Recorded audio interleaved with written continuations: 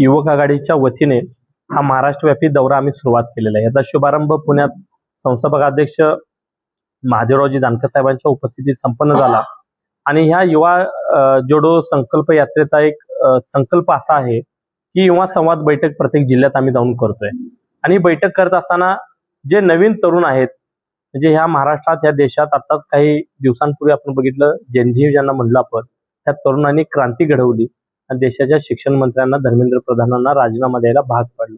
ह्याच अशाच पद्धतीनं माझ्याकडची आताच नुकतीच प्रदेश युवक अध्यक्ष म्हणून जबाबदारी आली आणि यानंतर माझी एक संकल्पना होती की महाराष्ट्राचा दौरा करायचा। हा दौरा करत असताना मी एक सोशल मीडियातून एक पत्रक व्हायरल केलं आणि त्यांनी त्या तरुणांनी माझ्याशी संपर्क साधला। अशा महाराष्ट्रातले जवळपास 400 तरुणांनी युवकांनी माझ्याशी संपर्क साधून पक्षात काम करण्याची इच्छा व्यक्त केली। या दौऱ्याच्या माध्यमातून या 400 तरुणांना भेटतोय, त्यांना पक्षात इन्व्हॉल्व करून घेतोय, त्यांना पक्षात नेतृत्व करण्याची संधी देतोय। निश्चित हजारो तरुण या माझ्या काळात येणाऱ्या वर्षभरात पक्षाला जोडले जातील।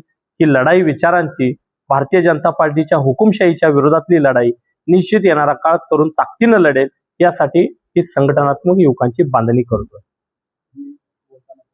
की राजकारण निश्चित आपण तरुणांनी केलं पाहिजे आणि राजकारण हे समाजाच्या प्रगतीसाठी आपल्या परिसराच्या प्रगतीसाठी असलं पाहिजे। आज जे राजकारण सुरू आहे निश्चित घराणेशाहीचं राजकारण आहे।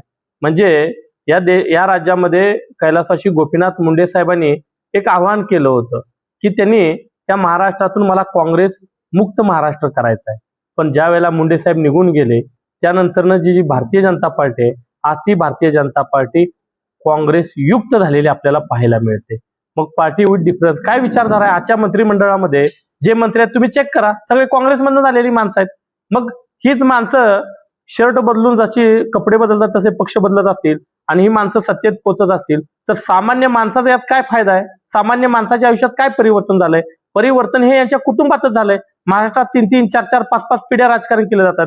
एका कुटुंबात 3-3 खासदारकी, 2-2 आमदारकी आहेत, उपमुख्यमंत्री पद आहे। मग मला सांगा सामान्य माणसाने आयुष्यभर यांचे झेंडेच उचलायचे का? तरुणांनी यांच्या गुलामगिरीच करायची का? त्यामुळे येणारा तरुण हा स्वाभिमानी तरुण आहे, तरुण हा क्रांतिकारक आहे आणि येणाऱ्या तरुणांनी परिवर्तन घडवण्यासाठी स्वाभिमानाचा झेंडा घेऊन आमच्या सोबत लढायला आता तयार झालं पाहिजे ही आमची भूमिका आहे।